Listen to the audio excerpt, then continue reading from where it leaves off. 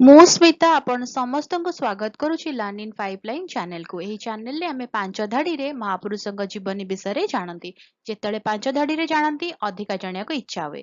ଯଦି ଅଧିକା ଜାଣିବାକୁ ଇଚ୍ଛା ଅଛି କମେଣ୍ଟରେ ଜଣେଇବେ। ଆମେ କଣ କରିବା ନା 10 ଧାଡି 15 ଧାଡି ବା ଲମ୍ବା ଏସେ ମହାପୁରୁଷଙ୍କ ବିଷୟରେ ନେଇକି ଆସିବା। ତାହେଲେ ଆଜିର ଭିଡିଓରେ ଆମେ ଜାଣିବା ଆଉ ଜଣେ ମହାପୁରୁଷଙ୍କ ଜୀବନୀ ମାତ୍ର 5 ଧାଡିରେ।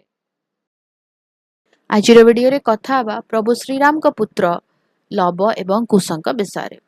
ଭାରତୀୟ ମହାକାବ୍ୟ ରାମାୟଣ ଉତ୍ତରାକାଣ୍ଡରେ ପ୍ରଭୁ ଶ୍ରୀରାମଙ୍କ ଦୁଇ ଯମଜ ପୁତ୍ର ଲବ ଏବଂ କୁଶଙ୍କ ବୀରତ୍ୱ ଓ ଆଦର୍ଶର କାହାଣୀ ବର୍ଣ୍ଣିତ। ସେମାନେ କେବଳ ରାଜକୁମାର ନଥିଲେ ବରଂ ଶାସ୍ତ୍ର ଓ ଶସ୍ତ୍ର ବିଦ୍ୟାରେ ଜଣେ ଜଣେ ନିପୁଣ ଯୋଦ୍ଧା ଥିଲେ। ଯେତେବେଳେ ମାତା ସୀତା ଅଗ୍ନି ପରୀକ୍ଷା ପରେ ବନବାସକୁ ଯାଇଥିଲେ ସେତେବେଳେ ସେ ମହର୍ଷି ବାଲ୍ମୀକିଙ୍କ ଆଶ୍ରୟରେ ଆଶ୍ରୟ ନେଇଥିଲେ। ଏହି ଆଶ୍ରମରେ ହିଁ ଲବକୁଶଙ୍କ ଜନ୍ମ ହୋଇଥିଲା। ବାଲ୍ମୀକି ସେମାନଙ୍କୁ ପିଲାଦିନରୁ ବେଦ ପୁରାଣ ଏବଂ ସମସ୍ତ ପ୍ରକାର ଯୁଦ୍ଧ ବିଦ୍ୟା ଶିକ୍ଷା ଦେଇଥିଲେ। ସେମାନଙ୍କ ମଧ୍ୟରେ ଧୈର୍ଯ୍ୟ ସାହସ ଏବଂ ମର୍ଯ୍ୟାଦାର ଗୁଣ ଭରପୁର ଥିଲା। ପ୍ରଭୁ ଶ୍ରୀରାମ ଅଯୋଧ୍ୟାରେ ଅଶ୍ୱମେଧ ଯଜ୍ଞର ଆୟୋଜନ କରିଥିଲେ ଏବଂ ଯଜ୍ଞର ଅଶ୍ୱକୁ ସାରା ଦେଶରେ ଛାଡ଼ି ଦେଇଥିଲେ। ଯେତେବେଳେ ସେହି ଅଶ୍ୱ ବାଲ୍ମୀକିଙ୍କ ଆଶ୍ରମ ପାଖ ଦେଇ ଗଲା ଲବ ଓ କୁଶ ତାକୁ ବାନ୍ଧି ଦେଇଥିଲେ। ଏହି କାରଣରୁ ଅଯୋଧ୍ୟାର ସୈନ୍ୟବାହିନୀଙ୍କ ସହିତ ସେମାନଙ୍କର ଭୀଷଣ ଯୁଦ୍ଧ ହୋଇଥିଲା। ସେମାନେ ନିଜର ଶକ୍ତିଶାଳୀ ଧନୁର୍ବିଦ୍ୟା ଦ୍ୱାରା ଶତ୍ରୁଘ୍ନ ଲକ୍ଷ୍ମଣ ଏବଂ ଭରତଙ୍କ ଭଳି ମହାନ ଯୋଦ୍ଧାମାନଙ୍କୁ ପରାସ୍ତ କରି ସାରା ବିଶ୍ୱକୁ ଚକିତ କରିଦେଇଥିଲେ। ଶେଷରେ ଯେତେବେଳେ ସ୍ୱୟଂ ଶ୍ରୀରାମ ଯୁଦ୍ଧକ୍ଷେତ୍ରକୁ ଆସିଲେ ସେ ନିଜ ପୁତ୍ରମାନଙ୍କ ପରିଚୟ ପାଇ ଗଭୀର ଆନନ୍ଦିତ ହୋଇଥିଲେ।